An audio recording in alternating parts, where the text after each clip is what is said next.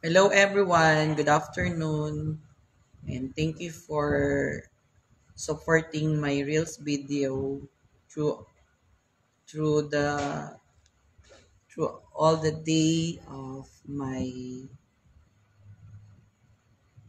daily schedule posting my videos. Thank you so much and let me share it. If you have the opportunity to do good to everyone, just do it, no? Especially kung yan ay mga kapwa mo, mananampalataya sa Panginoon or kaibigan mo siya, kapatid mo siya.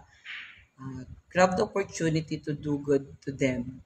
Kasi yun ang nais ng Lord. If you have the opportunity to give, give. If you have the opportunity to help, just help them.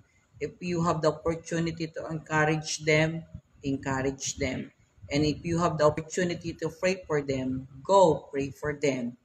Because that is the time, no, wag na natin palampasin ng pagkakataon na hindi natin maibigay yung paglilingkod natin sa ating kapwa.